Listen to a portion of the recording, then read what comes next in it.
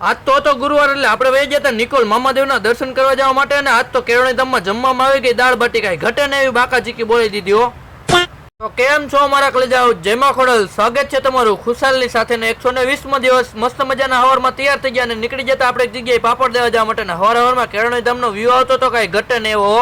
કેળવણી ધામનો વ્યૂ જોઈ લીધો ને પાછા ત્યાંથી નીકળી ગયા 135 પકડવા હતું એટલે પછી હું પકડી લીધી આપણે 135 નંબરની બસ ને ત્યાં બધા ભાઈબંધોને એક જ બસમાં મળી જાય. આમ જોઈ લો બાકાચીકી બોલાવે એટલે કાંઈ ઘટે ને એવો. ભાઈ નેમિશભાઈ ની બાકાચીકી એટલે હાવ અલગ જ હોય હો.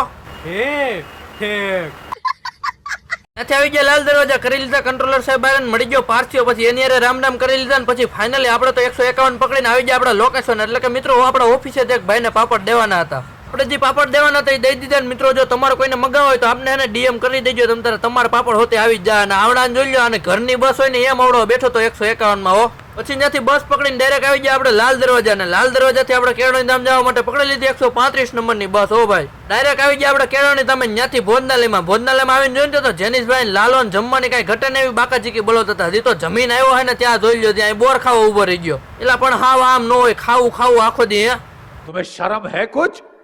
ઉમે આવીને જોઈને તો ભાવિનભાઈ કોકાઈ વાત કરતા લોગ ઉતાર્યો ને તો ફોન મૂકી દીધો બોલો. અને તીર્થભાઈ જોઈ લો નાની નાની બાકાચીકી બોલાવે એને આમ જોઈ લો પણ કઈ ઘટે ને એવી બાકાચીકી બોલાવતા હતા હો. હાંજ પડી ગઈ છે ને નીકળી ગયા આપણે જમવા જવા માટે ને ત્યાં તો આપણે મળી ગયા સુજલભાઈ. પછી હું કરી લીધા સુજલભાઈ રામ ને આવી ગયા ડાયરેક્ટ ત્યાંથી ભોજનાલયમાં. એટલે પણ ભોજનાલયમાં એટલું બધું ટ્રાફિક કેમ આવીને જોયું ને ત્યાં તો દાળ બાટી જમવામાં હતી એટલે મિત્રો ટ્રાફિક તો હોય જ ને. પછી તો ભાઈ આપણે લઈ લીધી દાળ બાટીની થાળી ને આ મિત્રો જે આ ઓલાદ ભાઈ છે આગળ બાકાચીકી બોલાવતા હતા ને ઠેક વાળા ભાઈ હતા ઈ. તો ત્યાંથી મેં ડોંડાભાઈ અને સરકારે કાઢી ગાડી અને નીકળી ગયા આપણે તો મામાદેવના દર્શન કરવા જવા માટે. કારણ કે મિત્રો આજે તો ગુરુવાર એટલે મામાદેવના દર્શન તો આપણે કરવા જ પડે. ઘડીક પછી તો ભાઈ આવી ગયા આપણે દુખિયાનો દરબાર મામા સરકારના આશરે એટલે કે નિકોલભાઈ મામાદેવનું મંદિર છે કાંઈ ઘટે ને એવું. પછી હું આપણે કરી લીધા મામાદેવના દર્શન, તમે બધા કરી લ્યો મિત્રો.